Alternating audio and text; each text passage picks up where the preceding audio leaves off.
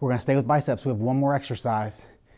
We've done shoulder neutral, shoulder extension. Now we're gonna go back to shoulder neutral, and we're gonna change one more variable. We're gonna put you in this hammer position. So we're gonna go radial ulnar joint neutral. This is another way to change how the bicep contracts.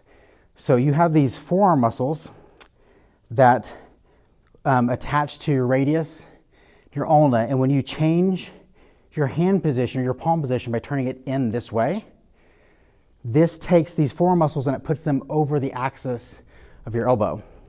What that does is it doesn't inhibit the bicep, but it basically promotes these elbow flexors to give them a little bit more of a mechanical advantage so they work more. So this is a great forearm exercise, and it's also still a really good bicep exercise.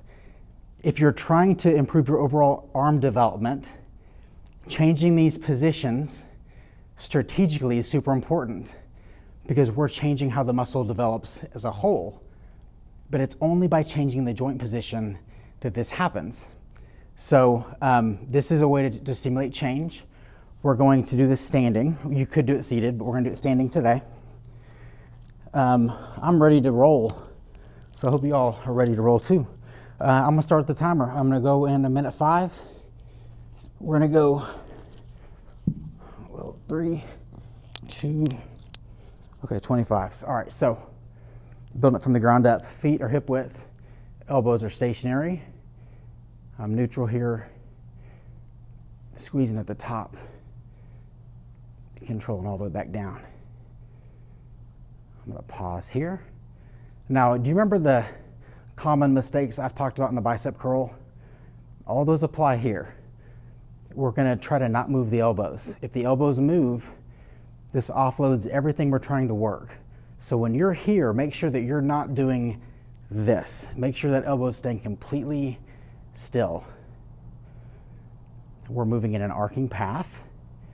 We're tightening our bicep and all those forearm muscles, squeezing at the top. And I'm fighting every inch all the way down. I'm telling you what, this already effing sucks. And I don't know how many reps that is, but it's not many.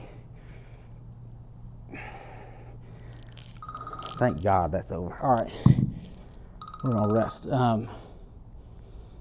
Minute 5. Okay, so the other thing that's really cool about working out like this is that it creates one of the biggest muscle pumps you're ever gonna feel. And I think it's a cool feeling, but regardless of that, why does this happen? Like, what is a muscle pump?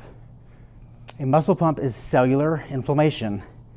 This is inflammation. So basically your cells are forcing all this hydration into the cell wall, and that expands them. This makes them the most receptive to nutrients, but it also stimulates your body to send the things that these cells need to recover.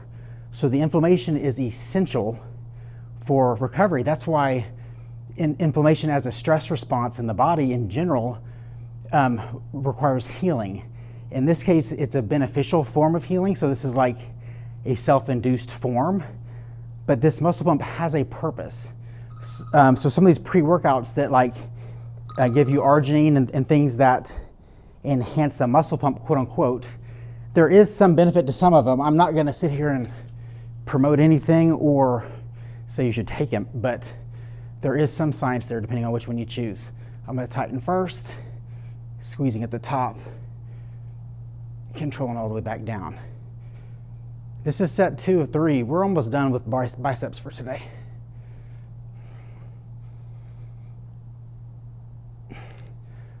So I'm trying to create a mind-muscle connection.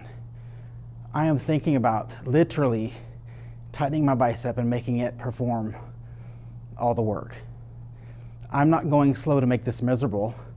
I'm going slow because this is the only way I can actually really recruit every fiber of my bicep. And I know that's all that matters to stimulate growth.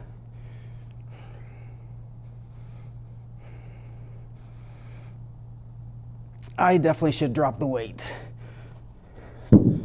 3, 2, 1. That's the set. I made a mistake there. I should have went down. So I did too much talking there and not enough evaluating of myself. So that was 25 pounds. And I'm gonna go down on the next set. We're gonna go to 20s, but I'm gonna be smart this time. And I'm gonna have 15s ready, because I'm gonna guarantee you I'm gonna have to drop again, I bet. So we're gonna prepare for this set for what is called a drop set. And a drop set is where you start heavier, and as you fatigue, you go lighter. And we do this because we're continuing to stimulate the muscle. And you and I are doing this because we're going by time and not reps. And this is another benefit, is we have this measurement that tells us to go for this long. And if you can't go anymore, drop the weight. And if you can't drop the weight anymore, because I'll get down to 5 pounds sometimes, we're just gonna squeeze and hold the isometric. So we'll continue that time under tension without moving. So there's all kinds of things to play with. All right, game time, here we go. Set 3, 20s. Tighten before I move. Squeeze through the range. Squeeze at the top. Fight every inch all the way down. Let's change our tempo a little bit. Let's go a little quicker. So can we still engage our muscle and move faster? Absolutely. It takes a little skill, but I do it all the time. We can even move faster than that and still control the weight. So I'm not against moving quicker. What I'm against is not being in control of the weight. We've got 19 seconds. I'm dropping. I'm not gonna make it. And we just squeeze and hold for 10 seconds. 9, 8, 7, 6, 5. Try to break your bicep. Squeeze as hard as you can. 4, 3, 2, 1. Now fight every inch all the way down. Holy freaking A. All right, and that's set 3. Hey, this was 3 sets. Oh, I'm gonna turn that off for you. This is 3 sets, 3 exercises. That's 9 sets of biceps. What's cool is we know we did 9 minutes of time under tension. So this gives us a measuring tool. We know that in 3 weeks, we started with 9 minutes, so we can progress this. We can change this. If we were counting reps, we would have said, well, we did 10 reps. How do we change it? Because we had no idea what we did within that 10 reps. Now we know. We actually know exactly what we did. This is how we change. So that was fun. Let's move to triceps.